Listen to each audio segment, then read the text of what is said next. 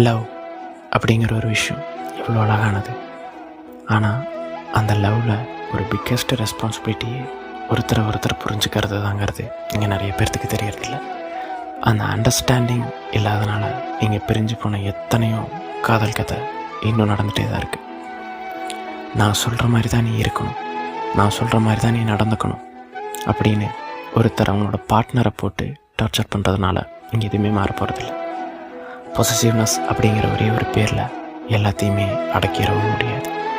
நீ எப்படி வேணாலும் இரு, நான் உன் கூட இருப்பேன், எனக்காக உன்னோட சந்தோஷத்தை மாற்றிக்காது அப்படின்னு சொல்கிற ஒரே ஒரு கேரிங் பார்ட்னர் இருந்திருந்தா, அப்படி ஒரு வார்த்தையாவது அவங்க சொல்லியிருந்தா இங்கே நிறையா ரிலேஷன்ஷிப்ஸ் பிரிஞ்சிருக்காது.